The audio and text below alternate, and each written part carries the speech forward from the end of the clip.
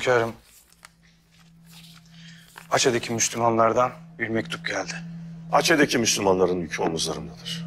Tarihte kaç kere Osmanlı toprağı olmak için başvurmuşlar, lakin hilafet kabul etmemiş. Niçin kabul edilmemişler hünkârım? Osmanlı'nın okyanusun ortasında bir adayı koruması zor.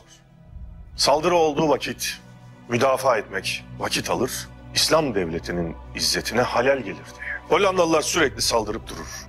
Çok şükür oraya gönderdiğimiz askerler ve Açı halkı teslim olmaz. Ne yazmışlar okuyunuz. Şevketli, kudretli İslam halifesi Sultan Abdülhamit Han Hazretleri. Biz Açı halkı Osmanlı'yı mazlumların sığınacağı son liman, Halife Abdülhamit Han'ı da bir baba olarak bildik. Şimdi memleketimizi işgal eden Hollandalı kafirin son yaptıkları artık dayanılmaz raddeye gelmiştir. Hollanda nam kafiri hacca gitmemize müsaade etmemektedir. Bu şikayetimizi önce Allah'ımıza, sonra halifemize bildirir, medet dileriz.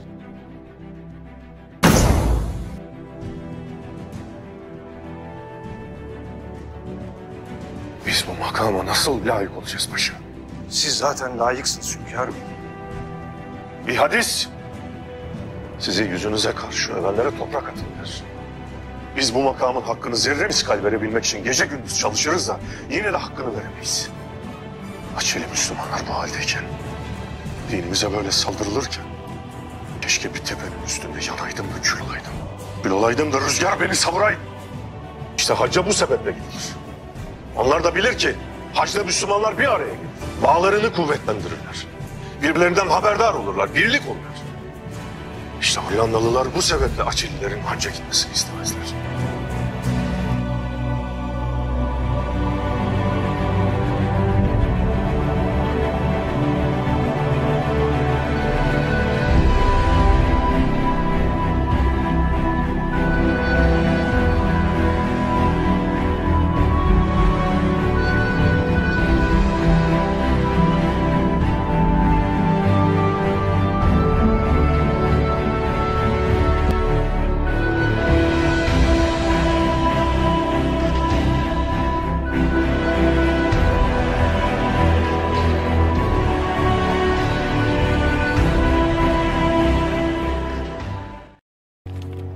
Ama bu benim de bağlı olduğum Hollanda kraliyet ailesi yetim bir çocuğun soyu mu yani?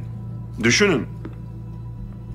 Sizin bile telaşa kapılmanıza sebep olan bu vesika ne tesirler doğurur? Olacak şey değil. Olacak şey değil. Olmuş işte. Napolyon Hollanda'dan ayrılırken size sahte bir kraliyet ailesi hediye etmiş. Hünkârım. Şimdi sömürge işinde ortak hareket ettiğiniz bizim onlarla ufak bir anlaşmazlığımız var. Demiryolu meselesinde bir hat için Osmanlı Devleti'ni üzmemeleri gerektiğini söyleyeceksiniz.